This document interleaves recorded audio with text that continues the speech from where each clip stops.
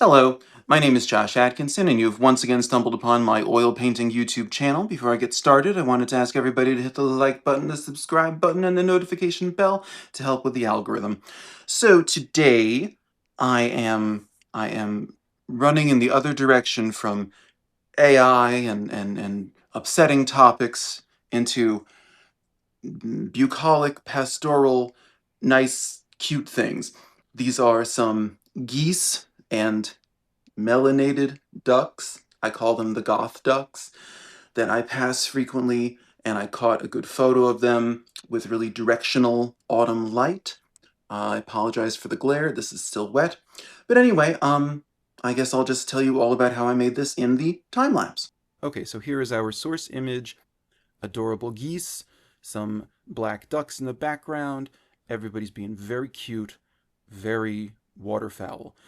Um, so, uh, so with this painting, I wanted to.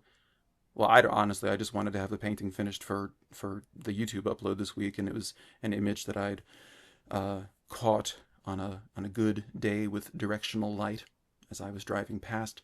Anyway, at the end of the first sitting, which ends because the paint gets so um, everything's just so wet that you can't really add more paint on top of it, except that I see people do it on YouTube and I don't really understand how they do it. I guess you can add more linseed oil, but then people tell you that that's dangerous because it'll yellow and maybe it'll cause it to crack. I don't know.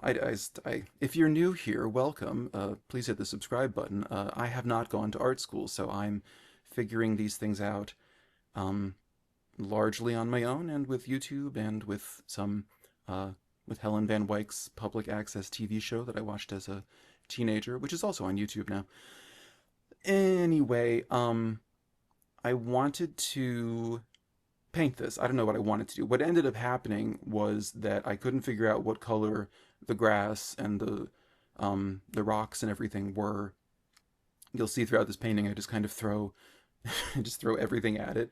I made a little viewfinder, just like a piece of stiff paper with a little hole so I can isolate what I'm looking at to try and really try to objectively see what color it is. But that didn't entirely help because I was seeing it as blue, I guess, but then I could also sort of trick myself into thinking, well, maybe it's red, or maybe it's like a red toned violet. So I don't know. I don't know. I haven't gone to art school, so I don't know what to tell you. But at the end of the first sitting with this one, when I couldn't apply any more paint, and I said, okay, let it dry for a few hours, which is just coming up after I, block in these sort of ducks. They're not ducks yet. I took a picture with my phone, and then I looked at my phone, and I was like, oh, I kind of already like it. I kind of don't want to add more detail to this. Or rather, there's some detail I wanted to add. I wanted the geese to have, eyes and feet and bills, as in duck bills, which I guess is offensive. If you're a goose, you have a bill as well. And why isn't it a beak? Anyway, I wanted to make it look better. I wanted to make the black ducks look like ducks and not smudges. I wanted the fence to look like a fence. Um, but I liked the looseness, and to my surprise, I really liked how high key this is, which basically is the opposite of what I always try to paint, which is high contrast things where there's extreme light and extreme dark. I mean, I guess with this one there is actually, because the ducks are so dark. And I'm telling you, you see these ducks in real life, they are black. You look them up online and they look kind of like green on top of black. They in life they are black. I call them the goth ducks. I don't know if I already said that. But basically I kind of just the block in sort of did most of what I wanted to do. It got the light on the white geese of with yellow ochre and titanium white, and then this shadow on the like more skyward shadow side of the geese, which had lots of blue in it and a dash of purple. Um, and then on the underside of the geese, there was more of a, I don't want to say gray, because I always say gray and brown don't count. You have to pick red, orange, yellow, blue, green, purple. So I don't know, but I still don't know. I just kind of, this painting, my palette was a true like mud mess because because at the end of the day, value, light and dark, is more important than color, and that is just kind of the situation. So I guess I'd call it a green if I had to. I guess I'd call it a warm tone green. But I was kind of just trying my best to apply color theory, failing for reasons that I don't understand because I didn't go to art school, and then trying to just make it read well. But overall, I just didn't want to add much more detail than what I'm adding now.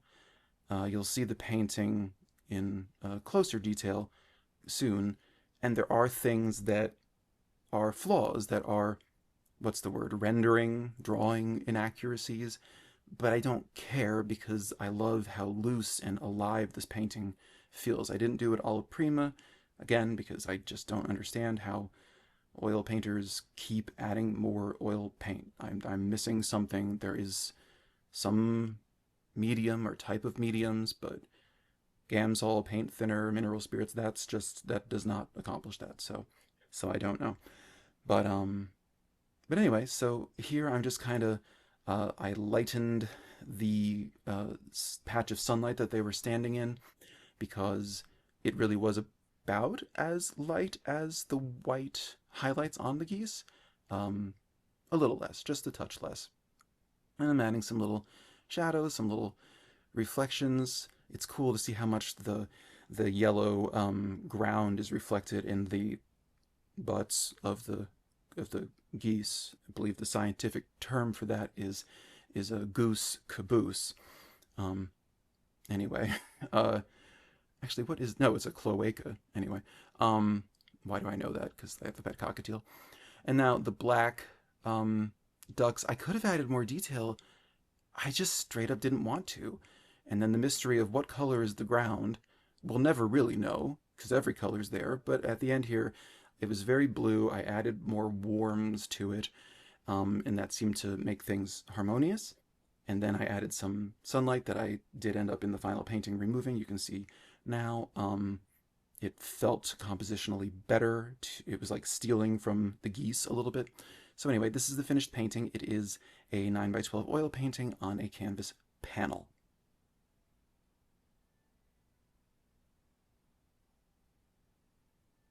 So then, yes, that is how I arrived at this. I don't know, is this a landscape? Is this an animal study? You can see, like up close that there's lots of detail that isn't there. That there's even some stuff that's probably, that's incorrect, I guess you could say. And then up with the ducks, even more so. But paintings go on walls. You see them from across the room. And I think, I don't know, I just really dug the looseness, I saw an opportunity for minimalism and I ran with it. So I'm very happy with how these cute waterfowl turned out. Anyway, if you enjoyed this video, please do check out last week's and the previous weeks where I talk about using pre-existing AI to learn how to abstract portraits. And I say a lot of critical things about AI, which, are all coming true in California right now.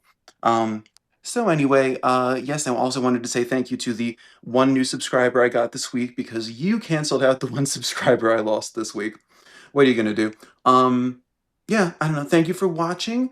I will see you all in 7 days with something. Not sure what, but yeah, I don't know. Click the subscribe button, and I'll grant you 3 wishes. You know, not time sensitive ones. Okay. All right. Bye bye.